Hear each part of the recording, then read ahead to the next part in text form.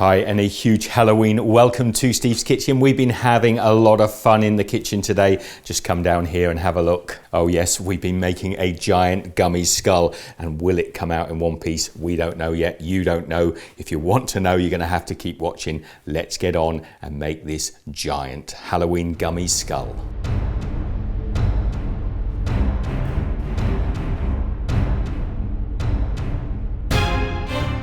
Now I've got these aeroplane, these are anniversary, 90-year anniversary packages, so they're done in the old-fashioned style, but this is just a raspberry Jello, and it makes about 500 mils or 2 cups of regular jelly. So we're just going to open a packet.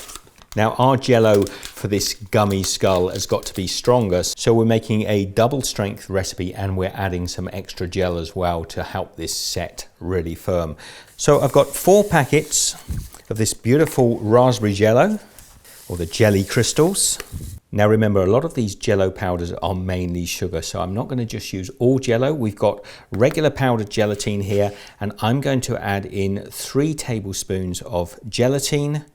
Now do be careful with hot water. This is hot water from the kettle. I've got 2 cups here. I'm putting 4 cups in total. We're just going to pour this in with our Jello and gelatine. Beautiful smell of raspberry coming off of there. And in goes the second 2 cups. So that's 4 cups of hot water.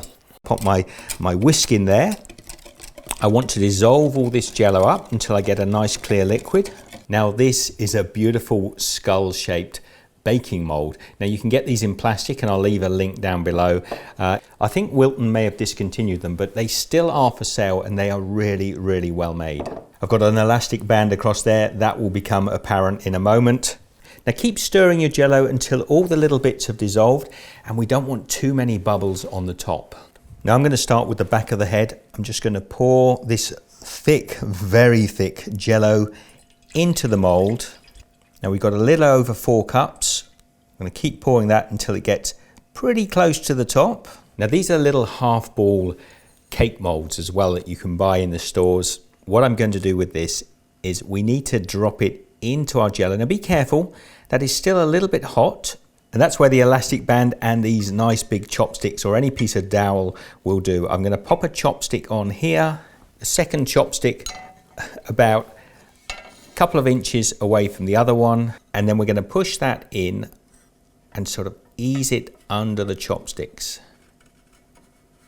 Now because there's nothing but air inside this bowl, it's going to push up a little bit hard. So what I'm going to do is just half fill it with water, just to weigh it down until I feel that there's an equilibrium between the buoyancy of this and the Jello underneath. And then I'm just going to ease this into place.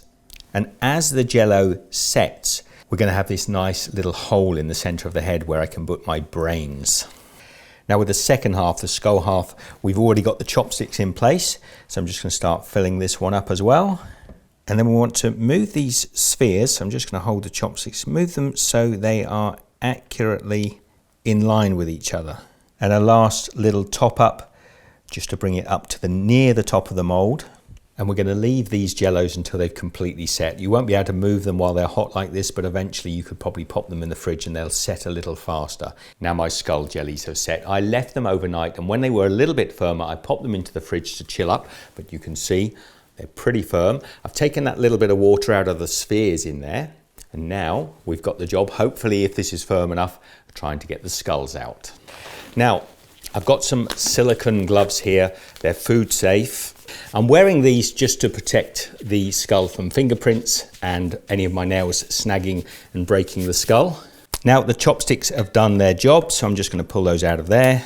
Now you can see, even though I topped the Jello up, it's actually sunk down. The first thing I want to do is get these little spheres out. And what I'm going to do is just use my fingers just to break the seal where the Jello meets the sphere. I'm going to let the pressure of gently lifting that up release away. And yep, I'm pretty pleased with that.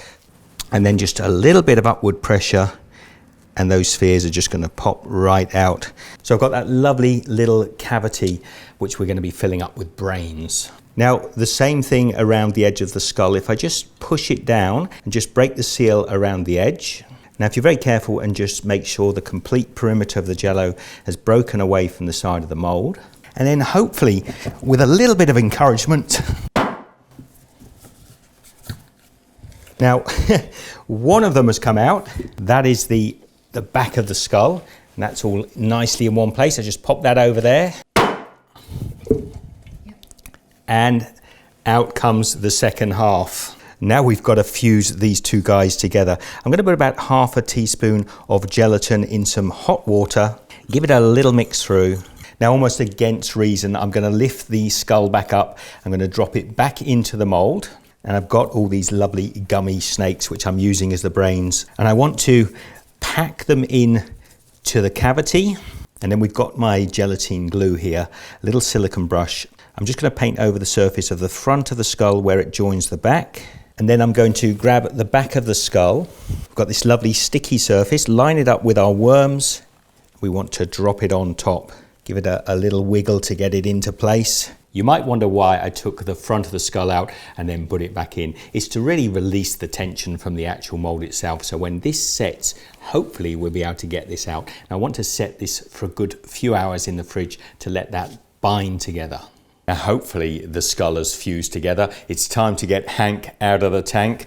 Now this should be fairly simple. Man, he weighs an absolute ton. I'm going to pop my hand on the back of the skull, turn it this way up, and we're going to give this a good wiggle.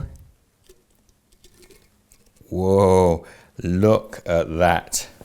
That is absolutely beautiful.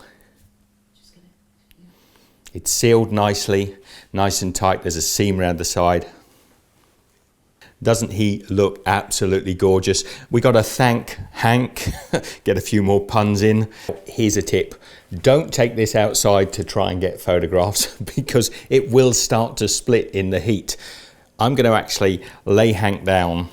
Not sure which way he sits. Probably that way, so he's sort of facing up a little bit. You know what I can do?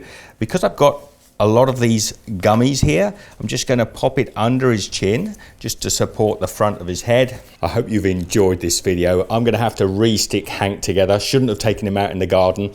Get him ready because this is going to go to my nephew for his Halloween party.